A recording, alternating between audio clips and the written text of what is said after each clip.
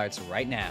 Hey, good morning, everyone, and happy Thursday to you. Thanks. You both looked at me at the same time, like, what day is it? How cute was that? Yeah, it was a cute octopus, right? Yeah. I'm Kyle Averman. And I'm Allison Ross, alongside meteorologist Matt Jordan. Hi. Matt, unfortunately, you have to follow up to that octopus. It was so cute. Any other good, cute things you can share? Any experience from just watching way too many nature shows tells me that thing's probably poisonous or something. Probably could kill it. Sorry to, I don't know. I haven't seen the story yet, so I guess we'll just have to find out. Maybe You'll it's find just out. cuddly. Maybe that's its thing. Anyways, yeah, weather. Let's check that out. If we take a little bit of a preview outside, actually show you today, cloudy and dry. So yeah, we dried out a little bit yesterday, dried out a little bit today. Today gonna feel like yesterday. If anything, just a little bit warmer. We go into Friday though, we have another chance of showers. So it's gonna get into this very typical fall-like trend of warm, drier, but still a little cloudy, and then days with chance of showers. And that's what we're seeing Friday. If we had a Sunday on this board too, you'd see another chance of showers. That's after a warmer,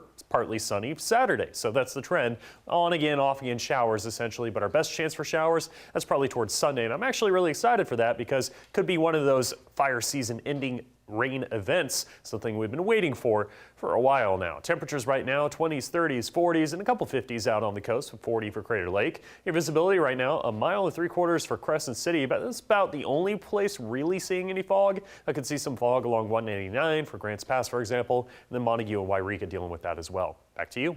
All right, Matt, thanks so much. We're continuing to follow breaking news this morning from New York City and Delaware, where yet 2 more suspicious packages have been found. Investigators say they appear to be similar to the ones sent to prominent Democrats and CNN yesterday. The one in New York was discovered outside of a restaurant owned by actor Robert De Niro.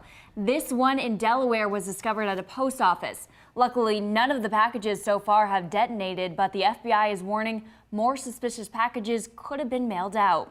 Meanwhile, the investigation into 7 other packages that were mailed out to high-profile Democrats critical of President Trump are continuing. Among those targeted were former President Barack Obama, Hillary Clinton, and Congresswoman Maxine Waters. Most of the packages were intercepted at mail facilities and got nowhere near their intended targets. A lot scary. Do you know that's our life? We don't know. We could have been blown, everybody over in here. CNN headquarters in New York were also evacuated because of those packages. Meanwhile, President Trump says he is angry and upset over them.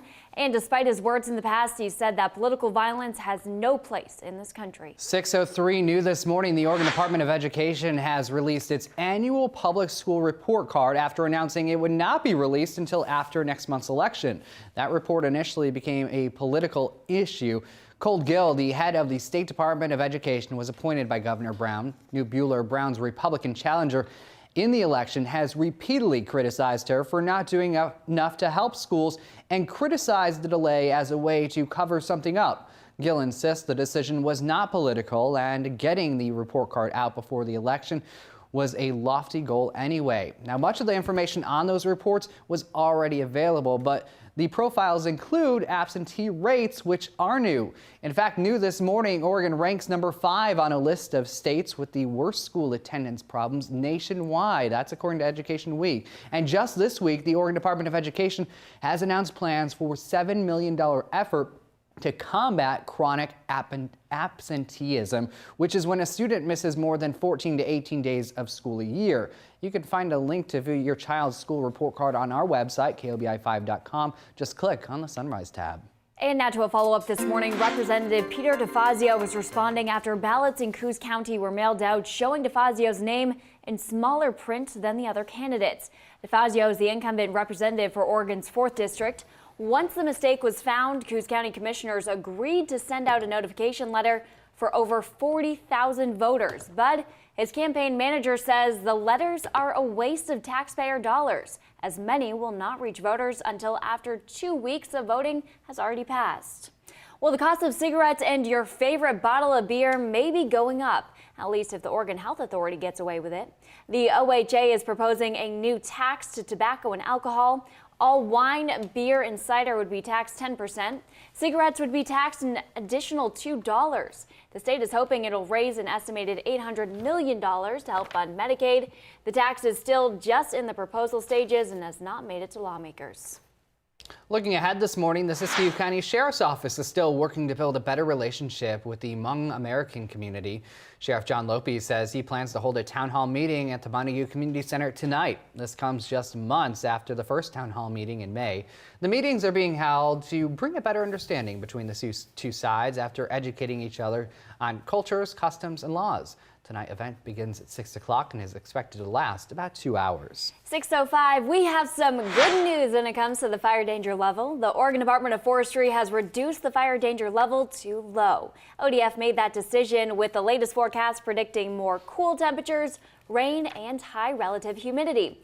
The new status means that people are allowed to mow dry or dead grass and use power saws without restrictions. However, burning is still prohibited. Fire managers will continue to evaluate weather conditions to determine when fire season will be over. And speaking of our weather, let's get a check of that weather with meteorologist Matt Jordan. Good morning, Matt. Allison, good morning. Good morning, everyone. Yeah, definitely a lot of positives in the forecast when it comes to fire activity out there, especially as we get towards about Sunday. Now, I don't want to totally give it away, but we do see the potential of a finally fire season ending rain event, something we've been waiting for a while now. For the most part today, we're going to be staying on the dry side, a little bit of a chance for showers tomorrow, similar to what we saw on Tuesday, just running through real quickly with some of those showers and then making its way to more drier conditions for Saturday. But for right now, you can see plenty of cloud cover out there, some patchy drizzle possible. We typically see that with the mostly cloudy skies. The radar picks up some of the moisture in the clouds themselves, usually doesn't make its way to the ground as any rainfall, but it's picking it up. As you can see out there, plenty of clouds, maybe some fog for areas out on the coast. So we'll say some fog early for the coast, mostly cloudy otherwise. We're going to hold on to the clouds tonight. Then we start to see a chance of showers. I say late, but I mean after midnight. That's when that next system starts to pass through, mainly to the north and for the coast. And the West Valley is partly cloudy. Your highs in the 60s to around 72 degrees, so a little bit warmer than what we saw yesterday. And east of the Cascades, partly cloudy. Your highs in the 60s as well. Tonight, partly cloudy. Your lows in the 20s, 30s, and 40s. Back to you. All right, Matt, thanks so much for your time right now. 6:07 coming up. Get ready to pay more for TV and internet. How much Charter is raising their rates. And we didn't win the Mega Millions, but what about the Powerball? We'll go over last night's numbers. Stay with us on air this morning and online all day, whether it's KOBI5.com, Facebook, Twitter, or Instagram. Remember, we are always first for local breaking news and weather. We're back in a moment.